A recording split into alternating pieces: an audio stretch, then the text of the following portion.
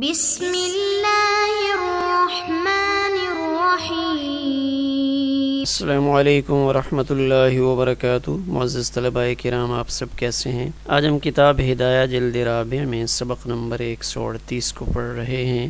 ہمارے آج کے سبق کا عنوان ہے مزارعت میں غلہ اور بھوسا کی تقسیم کی مختلف صورتیں۔ آئیے پہلے اپنے آج کے سبق کی عبارت کو پڑھتے ہیں۔ بسم اللہ الرحمن الرحیم۔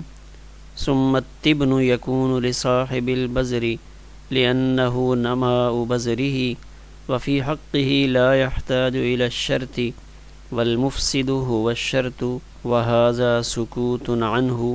وقال مشايخ بلخ رحمهم الله تعالى التبن بينهما أيضا اعتبارا للعرف فيما لم ينص عليه المتعاقدان وَلِأَنَّهُ تَبْعٌ لِلْحَبِّ وَالتَّبْعُ يَقُومُ بِشَرْطِ الْأَصْلِ وَلَوْ شَرَطَ الْحَبُّ نِصْفَيْنِ وَالتِّبْنُ لِصَاحِبِ الْبَذْرِ صَحَّتْ لِأَنَّهُ حُكْمُ الْعَقْدِ وَإِنْ شَرَطَ التِّبْنُ لِلْآخَرِ فَسَدَتْ لِأَنَّهُ شَرْطٌ يُؤَدِّي إِلَى قَطْعِ الشِّرْكَةِ بِأَلَّا يَخْرُجَ إِلَّا التِّبْنُ واستحقاق غیر صاحب البذر بالشرط۔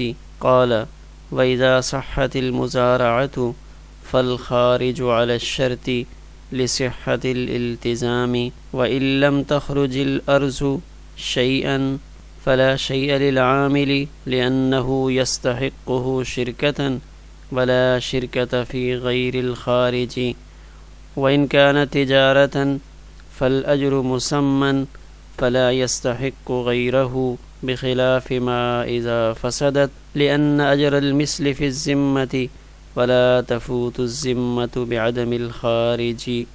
آئیے اب ہم اپنے سبق کی عبارت کا ترجمہ کرتے ہیں۔ ثم التبن، پھر بھوسا، یکون لصاحب البذر، بیج والے کے لیے ہوگا، اس لیے کہ یہ اس کے بیج کی بڑھوتری ہے اور اس کے حق میں شرط لگانے کی کوئی ضرورت نہیں ہے۔ والمفسد هو الشرط، اور شرط ہی مفسد ہے جس سے یہاں پر سکوت کیا گیا ہے۔ اور حضرات مشائخ بلخ رحمہم اللہ فرماتے ہیں کہ متعاقدین کی غیر منصوص چیزوں میں عرف پر قیاس کرتے ہوئے بھوسا بھی ان دونوں کے درمیان مشترک ہوگا۔ التبن بینہما ایضاً، یہ بھوسا بھی انہی کے درمیان ہوگا عرف پر اعتبار کرتے ہوئے فیما، ان چیزوں میں جن کی متعاقدین نے صراحت نہ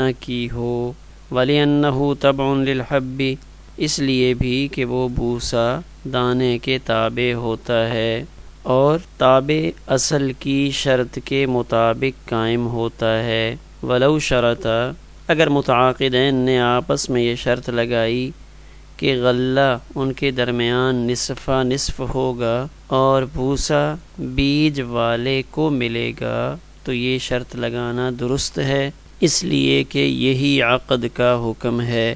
اور اگر بھوسے کی شرط دوسرے کے لیے لگائی جائے تو مزارعت فاسد ہو جائے گی، لأنہ شرط یؤدی الی قطع الشرکۃ، اس لیے کہ یہ شرط قطع شرکت کا سبب بن رہی ہے، وہ اس طور پہ کہ صرف بھوسا ہی پیدا ہو۔ واستحقاق غیر صاحب البذر بالشرط، اور صاحب بذر کے علاوہ کسی اور کے لیے بھوسے کا استحقاق وہ شرط کی بنیاد پر ہی ہوتا ہے۔ قال امام قدوری رحمہ اللہ فرماتے ہیں وَإِذَا صَحَّتِ الْمُزَارَعَةُ، جب مزارعت صحیح ہو گئی تو اب پیداوار شرط کے مطابق تقسیم ہوگی، لصحت الالتزام، التزام کے صحیح ہونے کی وجہ سے۔ وَإِن لَّمْ تَخْرُجِ الْأَرْضُ شَيْئًا، اور اگر زمین نے کچھ پیدا نہیں کیا تو عامل کو کچھ نہیں ملے گا، اس لیے کہ وہ عامل شرکت کی بنیاد پہ مستحق ہوا تھا اور پیداوار کے علاوہ میں تو کوئی شرکت نہیں۔ وَإِن كَانَ تِجَارَةً، اور اگر اجارہ تھا تو فَالْأَجْرُ مُسَمًّى، تو اس کی اجرت تو متعین ہوتی ہے، فلا یستحق غیرہ، لہٰذا وہ اس اجرت کے علاوہ کسی اور چیز کا حقدار نہیں ہوگا، بخلاف اس صورت کے جب مزارعت فاسد ہو جائے، اس لیے کہ اس صورت میں اجرت مثلی وہ ذمہ میں واجب ہوتی ہے، ولا تفوت الذمۃ بعدم الخارج، اور پیداوار کے نہ ہونے سے، عدم الخارج پیداوار کے نہ ہونے سے ذمہ داری فوت نہیں ہوتی۔ آئیے اب ہم اپنے سبق کی تشریح کی جانب بڑھتے ہیں۔ عبارت کی تشریح کی جانب بڑھنے سے پہلے ہم یہ بات ذہن میں رکھیں گے کہ ہمارے آج کے سبق میں ایک تو اس صورت کا تذکرہ ہو رہا ہے کہ جب فریقین نے غلے کے نصف نصف ہونے کی بات تو طے کر لی، لیکن بھوسے سے متعلق کچھ طے نہیں کیا کہ یہ کس کا ہوگا، تو آج کے سبق میں اس کی وضاحت ہو رہی ہے۔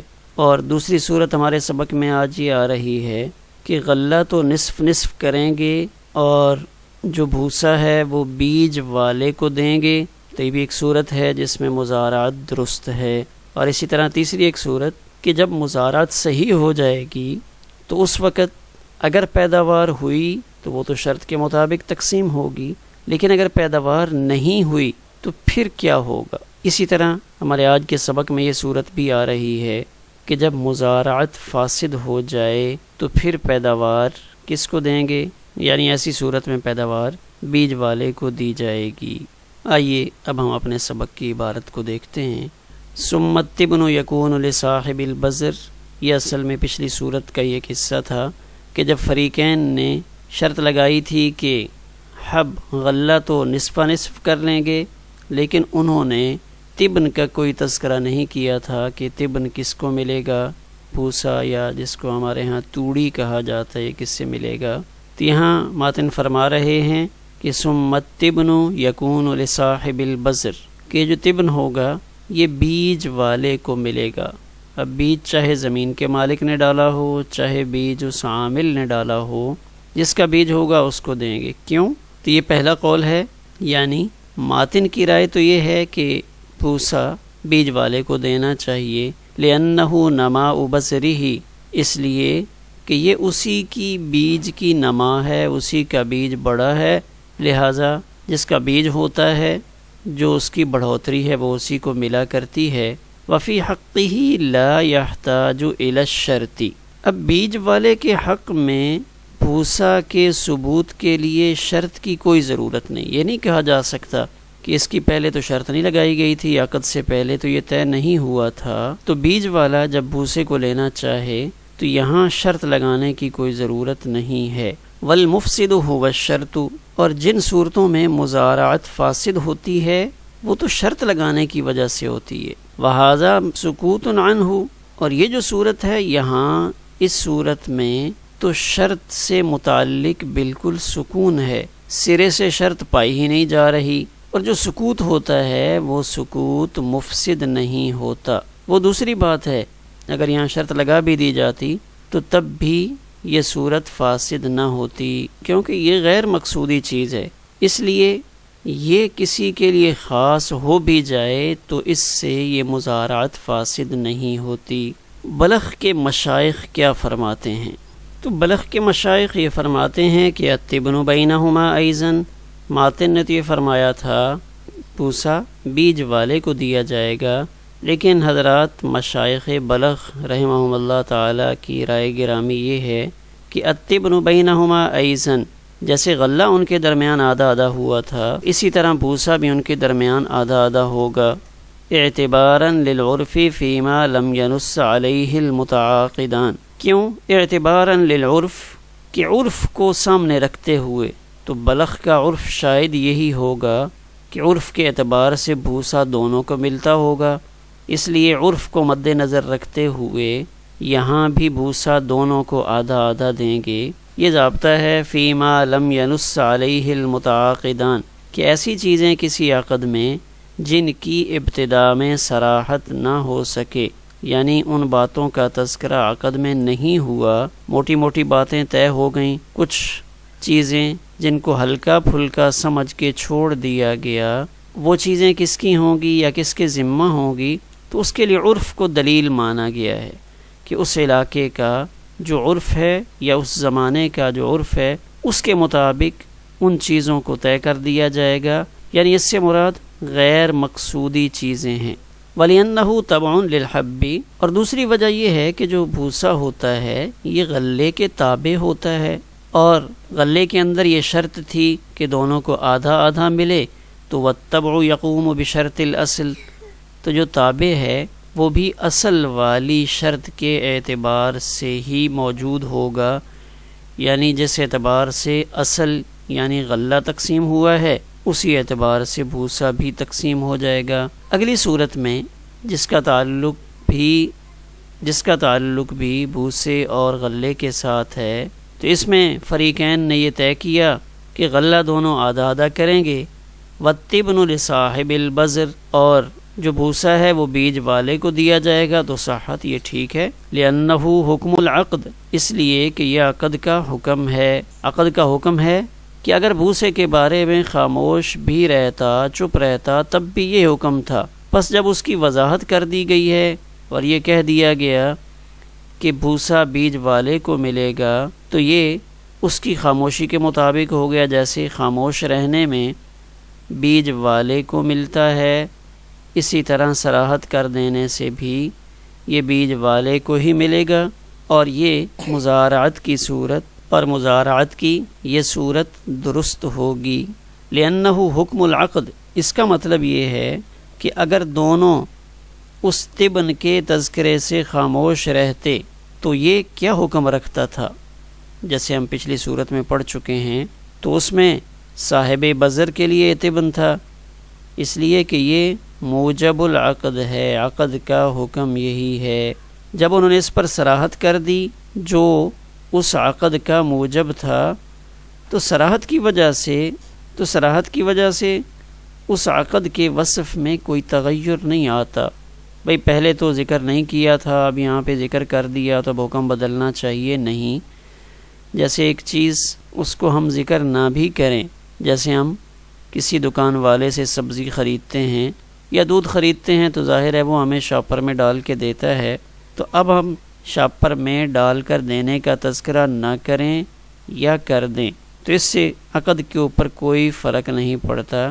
وَكَانَ وُجُودُ الشَّرْطِ وَعَدَمِهِ سَوَاءً، تب یہاں پہ شرط کا وجود ہو یا شرط کا وجود نہ ہو تو دونوں چیزیں برابر ہیں۔ وَإِن شَرَطَ الطِّبْنُ لِلْآخَرِ فَسَدَتْ، وَإِن شَرَطَ، اگر فریقین نے شرط لگائی کہ بھوسا دوسرے کے لیے ہوگا، دوسرے کے لیے سے مراد جو بیج والا ہے اس کے علاوہ جو دوسرا فرد ہے اس کے لیے ہوگا، تو فسدت، یہ مزارعت فاسد ہوگی، کیونکہ شرط عقد کے تقاضا کے خلاف ہے، اس لیے کہ یہ ایک ایسی شرط ہے جو شرکت کو ختم کر دے گی۔ کیسے شرکت کو ختم کر دے گی؟ بِأَلَّا يَخْرُجَ إِلَّا الطِّبْنُ، کہ عین ممکن ہے کہ یہاں پہ غلہ پیدا ہی نہ ہو، صرف بھوسا ہو، کسی آفت کی وجہ سے غلہ ضائع ہو جائے، دانہ بنے نہیں یا دانہ بڑا نہ ہو، قابل استعمال نہ بنے، تو یہاں جب صرف بھوسا ہوگا تو اس کی شرط اگر بیج والے کے علاوہ دوسرے کے لیے لگا دی جائے تو اس مزارعت کو فاسد بتلایا گیا ہے۔ یعنی اگر یہ طے کیا گیا کہ غلہ تو مشترک ہوگا اور جو بھوسا ہے وہ بیج والے کے علاوہ جو دوسرا شخص ہے، مثلا بیج احمد کا ہے تو یہ بھوسا حماد کے لیے طے کیا جائے، تو یہ شرط عقد کے مقتضا کے خلاف ہے، اس لیے کہ بیج والا جو ہوتا ہے وہ تو بغیر کسی شرط کے بھی بھوسے کا مستحق ہو سکتا ہے، اس کے لیے تو شرط لگانے کی ضرورت نہیں۔ وَإِسْتِحْقَاقُ غَيْرِ صَاحِبِ الْبَذْرِ بِالشَّرْطِ، اور بیج والے کے علاوہ کا بھوسے کا مستحق بننا وہ صرف شرط کی وجہ سے ہو سکتا ہے، یعنی شرط لگے گی تو پھر جس نے بیج نہیں ڈالا وہ بھوسا لے سکتا ہے، لیکن چونکہ یہ شرط مقتضائے عقد کے خلاف ہے تو مقتضائے عقد کے خلاف ہونے کی وجہ سے اس کو شرط فاسد کہا گیا، کیونکہ اس سے شرکت ختم ہو جاتی ہے، اور جب شرکت ختم ہو گئی تو اس سے مزارعت بھی فاسد ہو جائے گی، اس کی تفصیل ہم یوں سمجھ لیں کہ احمد نے بیج ڈالا اور بھوسے کی شرط لگی تھی حماد کے لیے، بیج احمد کا تھا۔ اب کوئی ایسی صورت بنی، وہاں پہ وبا پھیلی، کوئی وائرس آیا، اس وائرس کی وجہ سے اس سال مثلا گندم میں دانہ پیدا نہیں ہوا، یا چاول ہے تو پودا تو اس کا بن گیا لیکن اس کے اندر دانہ نہیں اگا، تو وہ صرف جانوروں کے لیے گھاس پھوسا بن جائے گا۔ تو اب یہ گھاس، یہ چارہ ایسے شخص کی ملکیت میں آئیں گے جس نے بیج کا خرچہ برداشت نہیں کیا۔ اب جس کی طرف سے بیج نہ ہو اس کو پھوسا ملے گا، اس کی اگر شرط لگائی جائے تو یہ شرط فاسد ہے۔ قال وَإِذَا صَحَّتِ الْمُزَارَعَةُ، اب یہاں سے آگے صحت مزارعت کی صورت بتا رہے ہیں کہ جب عاقدین نے عقد کیا، دونوں نے شرط کے مطابق اپنے اپنے کام کرنا شروع کر دیے، یعنی شرائط کے اعتبار سے وہ مزارعت صحیح ہے، اس میں کسی قسم کا فساد نہیں آ رہا، تو اب جب پیداوار ہوگی تو کیا ہوگا، اگر پیداوار نہ ہو تو کیا ہوگا؟ فالخارج علی الشرط لصحت الالتزام، اگر مزارعت اپنے اصول و ضوابط کے اعتبار سے درست ہے، اس میں کوئی خرابی نہیں پائی گئی، تو اس صورت میں جو پیداوار ہوگی وہ اس شرط کے مطابق تقسیم کی جائے گی جو شرط فریقین کے درمیان پہلے سے طے شدہ ہے۔ لصحت الالتزام، کیونکہ دونوں نے جو کچھ اپنے اوپر لازم کیا ہے وہ صحیح ہے۔ مزارعت سے پہلے احمد اور حماد کے درمیان جو شرائط طے ہوئی ہیں اور دونوں نے جو کچھ اپنے ذمہ لیا ہے، اگر وہ اصولوں کے مطابق ہے تو پیداوار انہی شرائط کے مطابق تقسیم ہوگی۔ لصحت الالتزام، ان کے التزام کے صحیح ہونے کی وجہ سے۔ یہ تو وہ صورت ہے جب پیداوار ہو۔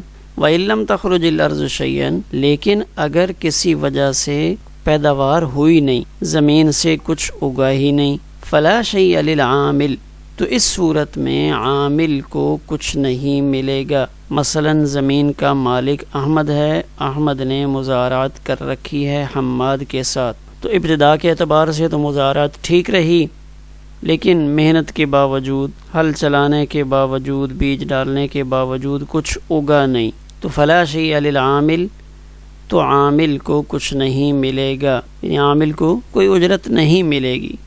لأنه يستحقه شرکتاً، اس لیے کہ جو عامل تھا وہ اجرت کا مستحق بن رہا تھا شراکت کی بنیاد پہ، اور شراکت ہو رہی تھی مزارعت کی انتہا پر۔ تو اب مزارعت کی انتہا میں جب دیکھا تو وہاں تو کچھ پیدا ہی نہیں ہوا، تو جب پیداوار ہوئی ہی نہیں تو اس کی شرکت ثابت نہیں ہوئی۔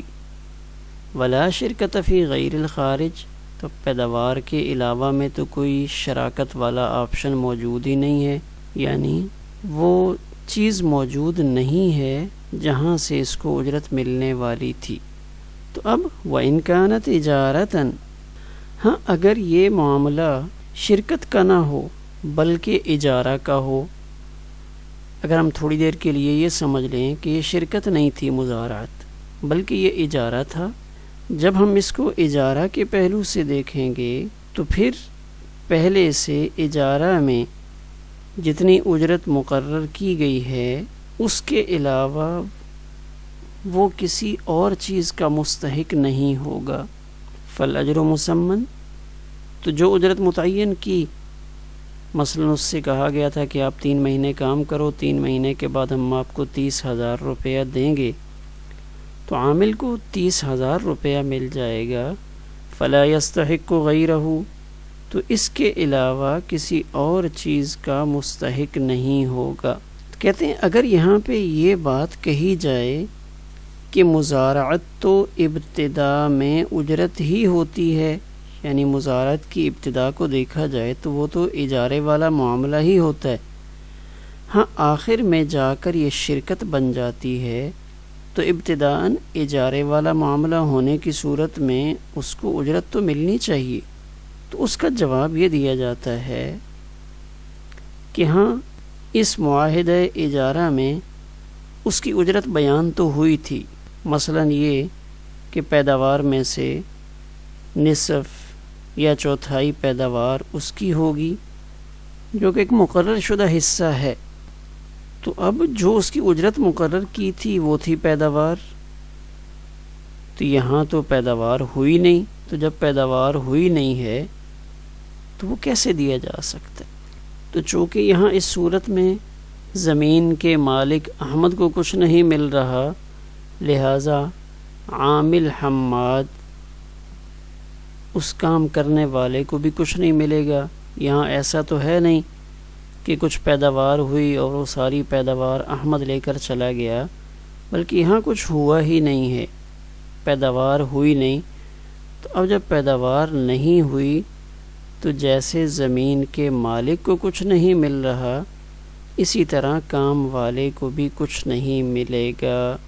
بخلاف ما اذا فسدت، بخلاف اس صورت کے اگر مزارعت فاسدہ ہو، تو جب مزارعت فاسد ہوتی ہے تو اس صورت میں جو مقرر شدہ اجرت ہے وہ لازم نہیں ہوتی، اس لیے کہ اب یہاں مزارعت ختم ہو گئی اور مزارعت کی جگہ پہ اجارہ آ گیا، اس مزارعت نے اجارہ کی شکل اختیار کر لی۔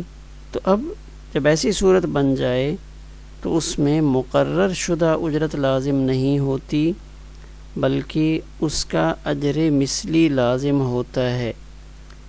لہٰذا یہاں پیداوار اگر نہیں ہوتی تو اس صورت میں عامل کو اجر مثلی ملے گا، اس لیے کہ اگر یہ مزارعت کسی وجہ سے فاسد ہوتی ہے تو اس صورت میں یہ انتہا کے طور پہ اجرت بنتی ہے اور اس کی اجرت ذمہ میں لازم ہوتی ہے۔ لہٰذا اگر غلہ نہ بھی ہو تو جیب سے اجرت مثلی دینا لازم ہوتا ہے۔ زمین کا مالک عامل کو اجرت مثلی دے گا۔ مثلا احمد اور حماد کے درمیان 3 مہینے کے لیے ایک فصل کا معاہدہ ہوا تھا، اور ابھی 1.5 مہینے گزرے کہ ان کی آپس میں لڑائی ہو گئی، آپس کا اعتماد ختم ہو گیا۔ تو اب یہاں مزارعت پوری تو نہیں ہوئی، مزارعت تو درمیان میں رہ گئی۔ اس صورت میں اجرت مثلی دینا لازم ہے، یہ فرد کے ذمہ میں باقی رہتا ہے۔ ولا تفوت الذمۃ بعدم الخارج، تو کہتے ہیں جو ذمہ داریاں ہوتی ہیں وہ پیداوار نہ ہونے کی وجہ سے فوت نہیں ہوتی۔ آخر میں ایک نظر ہم اپنے آج کے سبق کے خلاصے پر ڈال لیتے ہیں۔ اگر بھوسے کا تذکرہ ابتدائے عقد میں نہیں ہوا تو کس کو ملے گا؟ تو جو بیج والا ہے اس کو یہ بھوسا دے دیا جائے گا۔ تو اگر بھوسا اور غلہ دونوں نصف نصف کرنے کی شرط لگائیں تو ایسی صورت بھی درست ہے۔ اگر مزارعت صحیح ہو تو پیداوار کیسے تقسیم ہوگی؟